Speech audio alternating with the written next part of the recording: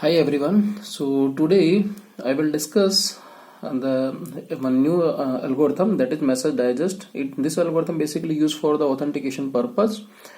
So after that we will discuss SHA-1, SHA-512. These more two algorithm that I will discuss very soon. So today we will learn the MD message digest. 5 is the basically version. So once you learn this one, then there are many things. The concept will remain same. So we have to learn. If we want to learn SHA-1, SHA-512, then the basic concept will remain same, and we have to follow this step, each and every one, whatever the steps we are following in message digest. Okay, so let me start here. In this these are the things. The plain text size would be 512 bits. Basically it is the block based algorithm, and in this we are taking 512 bits as a plain text. Output will be of 128 bits. Okay, and one constant is over here, that plain text PT means plain text must be a multiple of 512 bits. So how to implement this constraint? Very soon we will see it. Now come here. Now there are few steps are there, and we need to follow these steps. Okay, the first step is append padding bits. So this is, suppose this is our message, and now we are appending some padding over here. So how to append this one? What is in next step? We will learn this one. What is the mean and how to calculate the value of padding. The second step, append 64 bits as a representation. So means message and padding, it was earlier we have taken, now we are taking 64 because the 64 bit as a representation we have to take, so we are inserting over here. So ultimately our message now become message padding plus 64 bit. Okay, so now understand the value of this one. Now understand the concept of how to calculate the padding. So let's take one example. Suppose my message size is 300 bits. Okay, that I have taken. So now 300 plus, now you can see from here what was here, message plus padding plus 64. So now message size is 300 plus padding we do not know, and 64 bit we are taking as a representation. Okay, so now understand. Now so message size 300 I have taken, 300 plus padding plus 64, and it must be a multiple of 512 bits. So these are the constraint that I have discussed. So how to take this one? So actually we want to take the value of padding. So 300 as it is, I'm taking 300 plus padding value we do not know, and 64 bit we are taking as a representation, and it must be a multiple of 512. So how to calculate the padding bits? You no need to anything, simple. 512 minus the addition of these two. So 300 plus 64, 364. So I am just simply subtracting 364 from 512. So it's coming now 148. Okay, so now this is now our padding bits. So how many bits we need to pad now? 148 bits. So now see here we are taking 300 our message size, 300 we have taken. Now padding 148 bits we need to pad. Now how to pad this value? There are total 148 bits. The first bit will be 1. Now rest of the 147 bit will remain 0. Okay, as I have written over here. So in this way we need to implement our padding concept. Now third step is initialize the message digest buffer. So there are the buffer sizes 128 bits. 4 buffers are there, A, B, C and D, and size of each buffer is 32 bits. Okay, and one more thing is that there are 4 buffers are there. 4 buffers are there into A, B, C, D, and it will contain the hexadecimal value. So how to take this one? So I have taken 4 register A, B, C, D over here, and I have initialized 0 to 7. Now 8, 9, A, B, C, D, E, F. Now similarly the back reverse of this one. So ultimately you need to take the value of hexadecimal values that you need to take inside our initialization buffer or inside your buffer. Clear? Now one more thing. So size of each buffer is 32 bits. So I have to take this one because all these are our hexadecimal value. Now take the binary conversion, binary equivalent of this hexadecimal. As we know, when we are converting from hexadecimal to binary, 4 bits are needed. Okay, so binary equivalent of this hexadecimal 4 is 0010, 1 001, 0 000. So there are 8 bits are there for every hexadecimal values. 4 binary bits are needed. So ultimately now it will become 32 bits. Okay, so now 32, 32, 32, 32. So ultimately the size of now our buffer will become 128 bits. Clear? Okay, hopefully you will understood.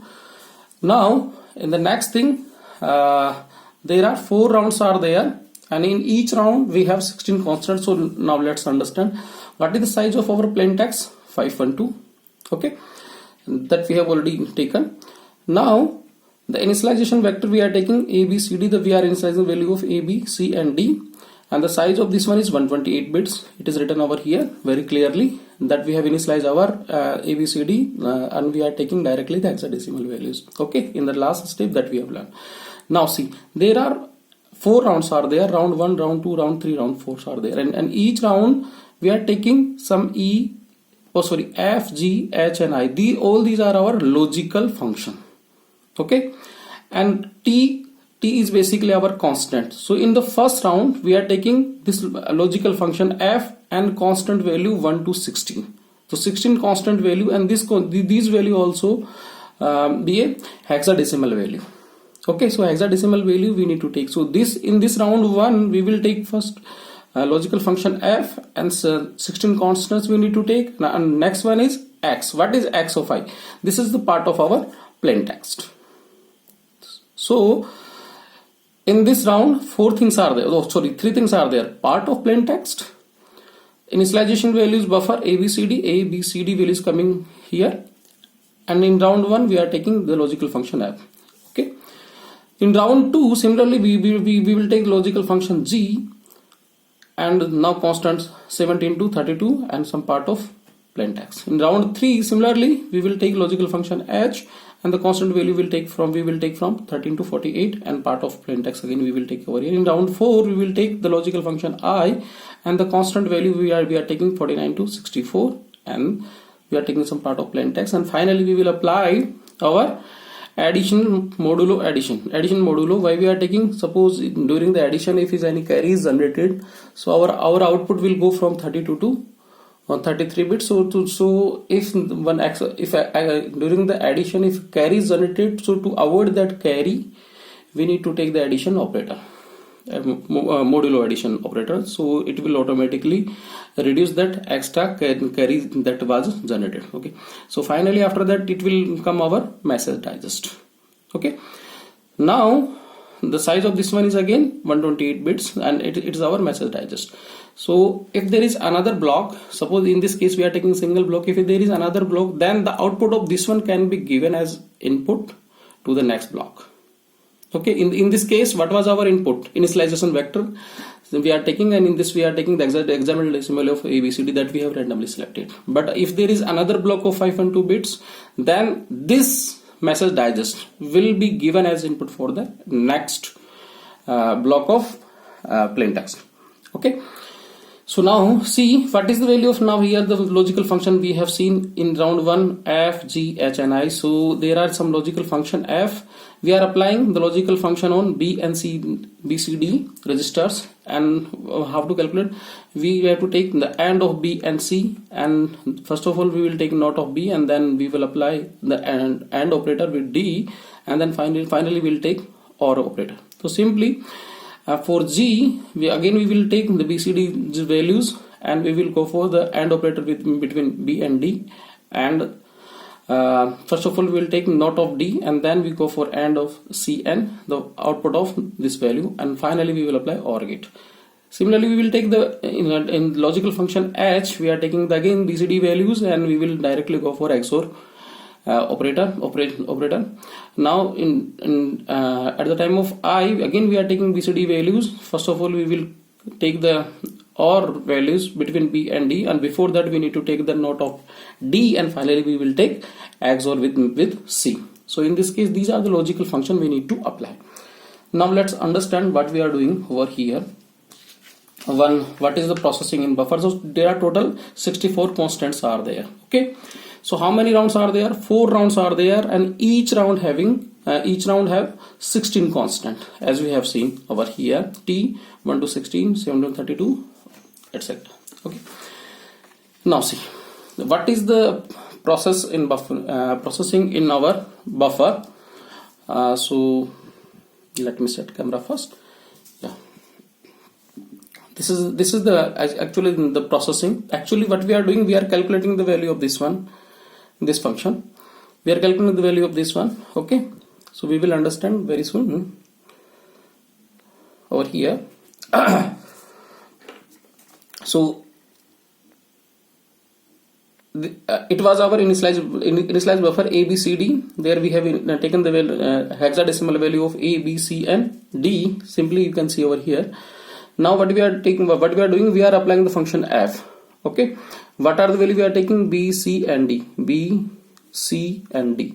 During the round 1, we are selecting the function. During the round 1, as we have seen, during the round 1 we are taking function f, round 2 we are taking g, round 3 we are taking the value of h, and round 4 we are taking the value of I. Okay, so during the first round we will take the value of f. So here we will take f, B, C, and D. So how many times this will execute? Because there are 16 constants, so it will execute 16 times.